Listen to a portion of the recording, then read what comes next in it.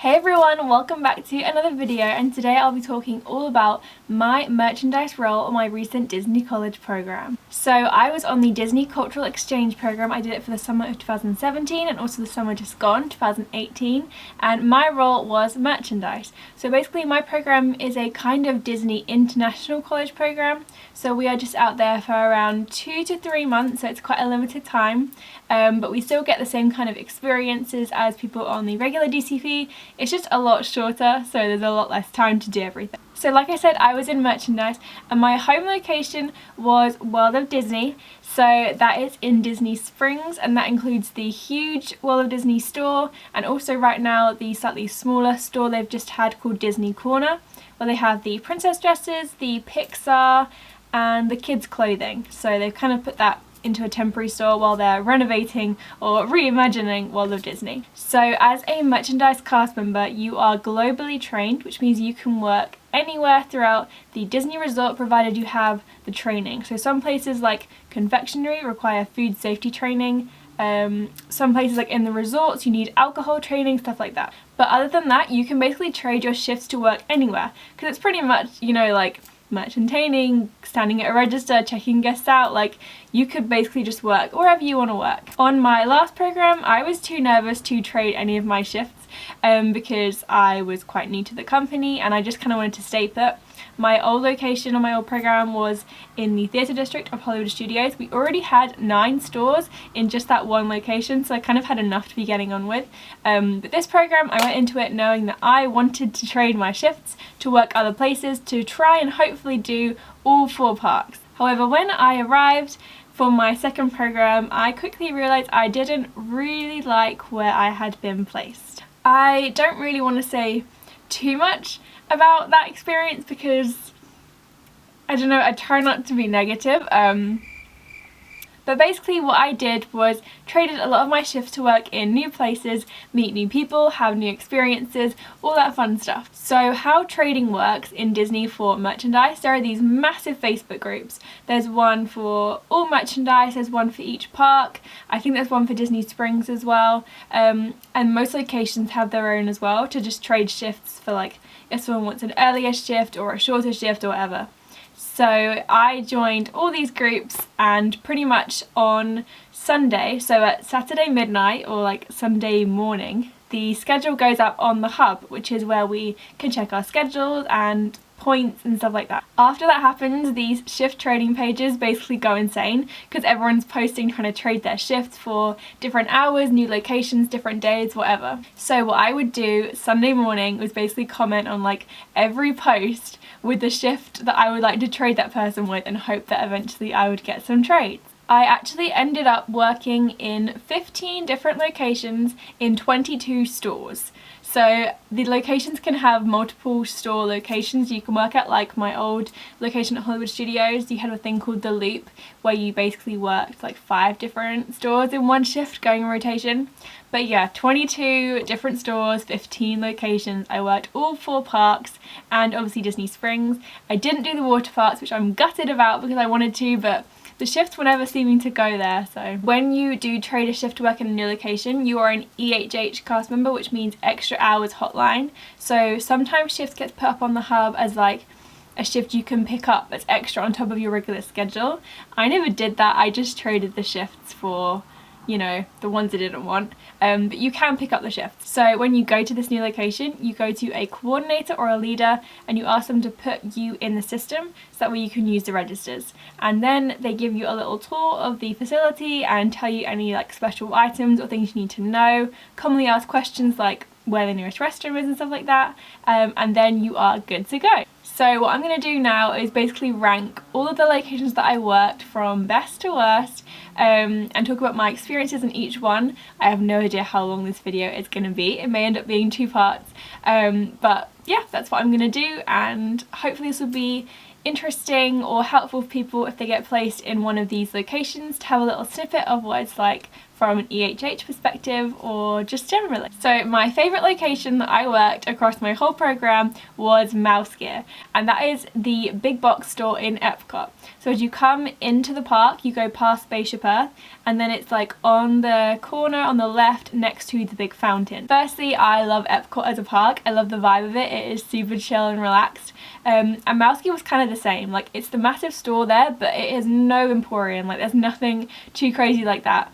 All the cast members I met there were super friendly and really helpful to me when I didn't know the answer to stuff. The general vibe was just pretty chill considering how huge it was. The only big rush was after the Illuminations fireworks, but still, like, it was pretty manageable. The store was always very well staffed, and I just love working there. Like, I think I worked there about 8 or 9 times, and I actually worked at World of Disney, I think 8 or 9 times, like, apart from my training shifts. So I was there a lot. I got to know it super well, and some of the coordinators would be like, have you been transferred here, or are you EHH again, like, because I was there that much. So if you get placed in Mouse Gear, you are going to be a nice level of busy, but not too crazy. Your location is good. Epcot closes at 9, so you never finish past 11, which is amazing.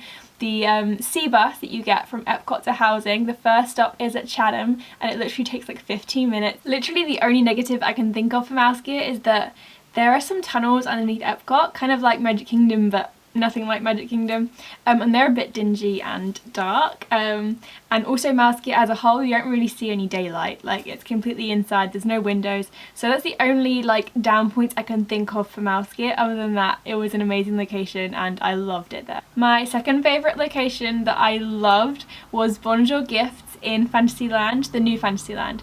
So this is the Beauty and the Beast themed store. It's right by Gaston's Tavern, so all day people are coming in with those like huge cinnamon rolls and the LaFood's brew. Gaston meets just outside, and also at the end of the night when there was Happily Ever After showing, we got to stand outside and watch it like from behind the castle, so you got to see all the fireworks, which is incredible, and like you got paid to do that, which is amazing. You also get to wear a super cute costume, which I loved.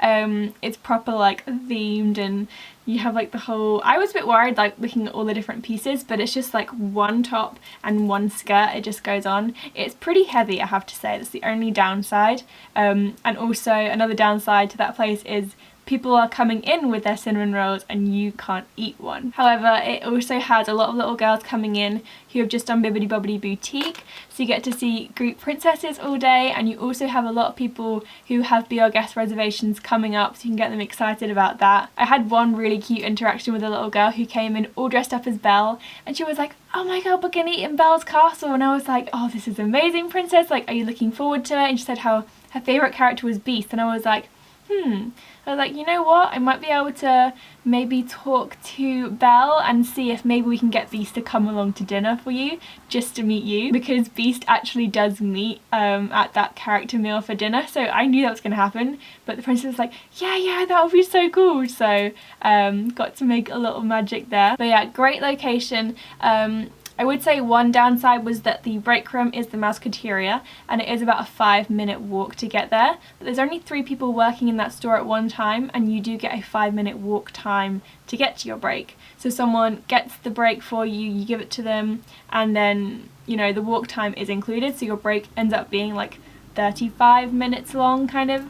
That's the only downside, other than the fact the costume is very heavy. It's also very quiet, but I really appreciated that after having some pretty crazy locations. My third favourite place to work was Adventureland. I worked at the Agrabah shop, which is by where you get the Dole Whips, and by Tiki Room and Aladdin's Flying Carpet, and there's also a little cart that you can work on as well. So there's 2 locations you can work. You get to wear the awesome pyjamas, which, oh my god, it was so oversized. You wear this massive shirt tucked into the harem pants, and this shirt was a medium, a unisex medium, and it literally came down to my knees, so thank god it got tucked in. I know some girls in the location were wearing just like a plain white shirt and black shorts because they were all out of their size, which is crazy, but it was actually like a really cool costume to wear. It was very like nice and airy, and that location was so relaxed. You think Magic Kingdom it's going to be crazy, but literally like you're on that cart, you just have your bubble wand, wave at people going past. My friends came to visit, I got to talk to them for like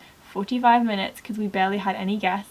And also the Agrabah place was super chill as well. You're next to where Aladdin and Jasmine meet, so that's kind of cute, and it's just like such a cool vibe there. You see all people with the Dole Whips, and everyone's just asking how to get to Pirates, so it's pretty easy questions. There's not really any downsides I can think of. It was really cool. I wish I'd worked there more. The coordinators were really lovely that I met there as well. At number 4 is my old location, Tatooine Traders, which is the Star Wars exit store to Star Tours.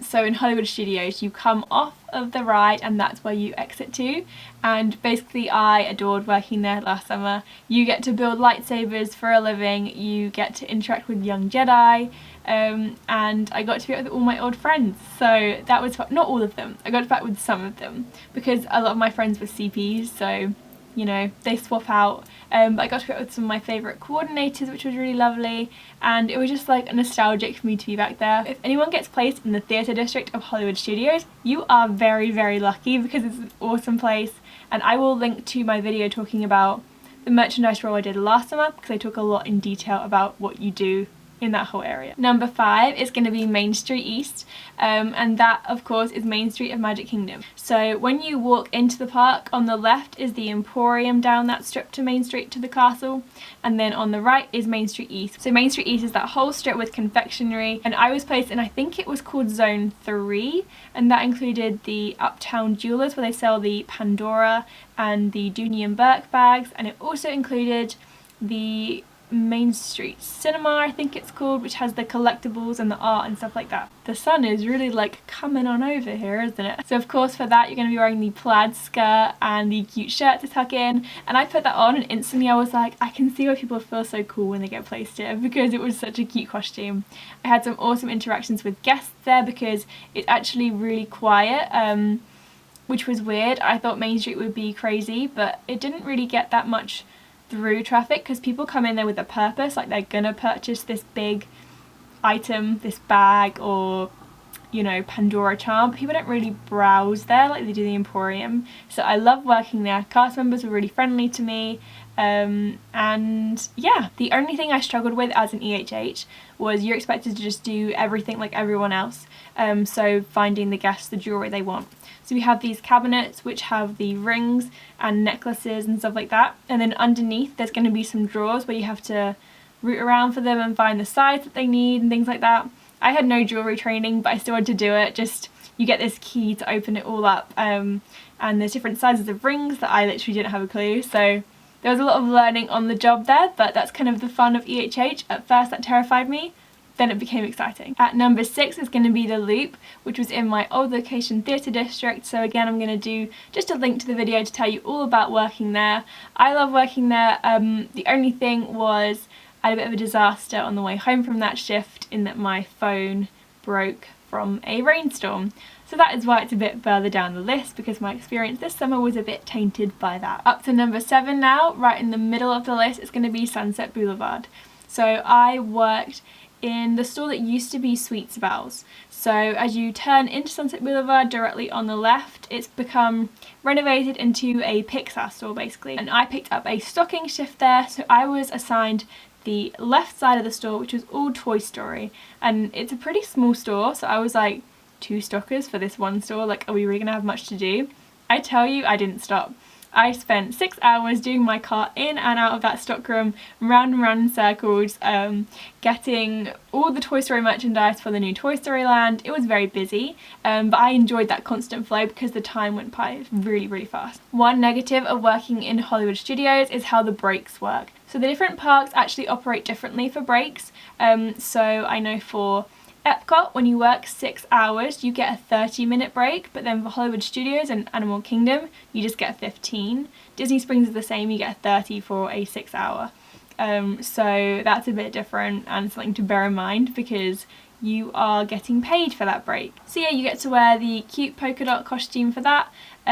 All the leaders and coordinators I met were so friendly there. Some of the nicest people I have met from all my EHH shifts, so that was pretty cool. I also got to walk down Sunset Boulevard when all the guests had left at the end of the night because my shift finished at 11 I think, or 11:30, and it had cleared by then, so that was pretty cool to see. Number 8 is going to be Everest Merch, which was my only Animal Kingdom shift that I picked up. That is not because I don't like Animal Kingdom, it's because the costuming is such a pain. So if you're a CP who uses the bus, there is a separate costuming location for Animal Kingdom. It is not just as you enter work like all the other places, it's completely like really far away. So you have to get off the bus at Animal Kingdom costuming and then wait 40 minutes maybe for the next bus to come around to then take you to work. So that is not ideal. But Everest merch is basically the store as you come off the Everest ride, and it was also a little cart just further down as you're heading towards, I don't know Animal Kingdom very well, but it was on the side of the lake if you're heading more towards the entrance, not towards Nemo. So I actually really enjoyed my shift here. It was just quite slow. So when Everest goes 101, which means it's down because of like lightning in the area or just technical difficulties, there's no traffic through that store because obviously no one's riding the ride. So that was quite dull, but it was nice when the ride was going because it's kind of a constant flow, but again not too busy. And then I loved the cart because you got to watch Rivers of Light even though it was like through some trees and you had to kind of pretend that you weren't watching it. So I enjoyed that as well. Again, got to walk through the park at night when all the guests had left. That was a benefit of all my closing shifts. But yeah, that's why it's a bit further down the list, because it was pretty quiet and I didn't have that much to do. That is why, for the same reason, at number 9 I have Tower Gifts. So the Tower of Terror store as you come off of that ride. Again, it's a through traffic one, a ride dump location, but no one really stuck around very long in there. And also they had these little like bell hops that people would ding as they walked past, which was super fun. I loved that. There was actually one incident where a guest was trying to buy one and I was fixing the store, and they stood at the register and dinged it to call me over, so that was super fun. However, I did really like working there. I got to share a break room with the Tower of Terror attractions cast members, and they were really nice people to talk to for my tiny 15-minute break. Number 11 is going to be Storybook Circuit. So that is where you're going to find Dumbo and Barnstormer, and also the train to take you back to Main Street. So let's just say the shift didn't start well for me there, because firstly I forgot the tie. I was picking up 3 costumes at one time when I got my costume for this from costuming. I just said costuming way too many times. But basically I clocked in and then I realised I didn't have it, and it was still 5 minutes till my shift started, and I said to a coordinator like, do I need this tie? And they were like, yep, you need to go back to costuming. Luckily I'd already clocked in, so I was paid basically to go back and get it. I did it as fast as I could, but then I got back and then I'm guessing the coordinator wasn't in the best mood with me, because then when I clocked in to get my assignment, it just said giraffe register, and she was like, okay, you can go. I didn't get a tour of the facility at all. I wasn't told about any special items. I was just kind of set free. This was my penultimate shift on my program, so the next day was like my final shift. So I was pretty used to being an EHH at that point. I could just slot in anywhere. But if that had been my first shift working as an EHH cast member, I would not have picked up another one just because there was no guidance. The store was also really quiet. I expected it to be super busy, but aside from when there was a rainstorm and people took cover there, I never really had that much to do. I couldn't work in the centre part where they make all the candy, obviously, because I mean I had to get food safety training, but I wasn't trained on the candy, so they weren't going to put me in there. I couldn't work the hat embroidery station because I wasn't trained on it. So it was quite a boring shift for 9 hours, and there weren't many guests, and I didn't really get many good guest interactions, and the other cast members that I met weren't super friendly to me, but that might have just been my experience. I did get to share a break room with the people working Dumbo as well though, and also Ariel, so that was cool. She was wearing Crocs though, which was a bit weird. So next up on the list is going to be Pin Central. That's how it was given to me, the shift on the hub, but it was actually including the character spot cart as well. So this is in Epcot. Pin Central is the big pin trading place opposite the fountain as you enter behind Spaceship Earth, and then the character spot cart, of course, is right outside where you meet Baymax, Joy and Sadness. Again, this location was quite down the list just because it was pretty quiet. I didn't really get to meet many people because I was put on the character spot cart for all but the last hour of my shift, where I was then moved to Pin Traders because the character spot cart closed. So yeah, I didn't really get to meet many people who worked there apart from one very passive aggressive trainer. He was an older guy and he was being quite rude to his trainees. I don't know, he was kind of just like asserting his authority, but in a way that was quite domineering, and I could tell they were a bit taken aback by it. So that wasn't the greatest experience, but The location in itself was fine to work. Got to see some Illuminations fireworks being set off. I enjoyed it. It was just a 6-hour shift. Nothing much to say about, you know, negatives. It just was an underwhelming experience, to be honest. And the break room was really far away from where I was working. Next up is going to be Green Thumb, again in Epcot. Honestly, I really liked working here. I just wouldn't want to work here all the time. So I did pick up 2 shifts here, and Green Thumb is the store as you come out of Soarin'. So it's in the land area and it is teeny tiny. And you just basically sell candy floss all day and little candies and occasionally a Soarin' pin, and that's pretty much it. So it is very quiet, but the good thing about that is that you are always there with someone else. There's another cast member on this tiny little kiosk because someone needs to be stocking it and someone needs to be there at all times. So I liked that aspect of it, and it was very social with the one person you got placed with. I kind of feel like it shouldn't be this far down the list actually. Maybe move it above Storybook Circus? I don't know. I really enjoyed both the shifts I worked there, but I imagine like day after day I wouldn't particularly enjoy it because all the other locations I got to like walk around a lot and get my step count up. But there you're just stuck in this tiny teeny kiosk. So I also found it really hard to find this location because there isn't that good signage backstage at Epcot, and this one you have to go on the bus that goes all around the World Showcase to get there, and it was super confusing. So that was like a negative of it, but it was still a fun place to work. I actually had a really fun experience at the end of the night on my shift there. So all the candy floss, cotton candy as I learned to call it, the stuff that was like broken up and so not show ready, we got to give away to guests. So that was super magical because it completely made these people's day with like a tiny thing of like cotton candy that cost $5, but their faces would light up, so that was really magical. So at the bottom of the list are going to be my 2 stores from my home location, Disney Corner and World of Disney. And basically I did not enjoy working there because I don't even know where to start. I don't really want to do a whole video on it because my friend Brooke did this and she got so much hate from the people who do work there, which tells you a lot about the people who are cast members there. Basically the worst part about working there is you can get an assignment called Enjoy Your Shift, and that basically means go around and talk to guests and try and sell them stuff. So you have to interrupt their conversations and tell them stuff that they need to buy. So you have to find out their favourite character and then suggest 3 different items at 3 different price points, and then you have to make sure that they end up buying something. Even if they don't have the money, they should be buying something. The store was basically all about money, and at the end of the night, if we had not sold enough product, they would keep the doors open for longer to make sure that we had a good profit for the day. It just meant it didn't really feel like we were making magic, we were just making money. But anyway, I really don't want to focus on my experiences at those stores because I loved everywhere else I worked. Even if they're further down the list, I still had a good experience there and would pick up there again. It was just my home locations I didn't enjoy, but a pro of that was I got to work everywhere else around the Disney resort. So by being placed at World of Disney, I worked all over Disney World. So I hope you enjoyed this video. If anyone has any questions about specific locations, maybe you could message me on Instagram or comment down below. Please give this a thumbs up if you like it, hit the subscribe button for more, and hopefully see you next time. Bye!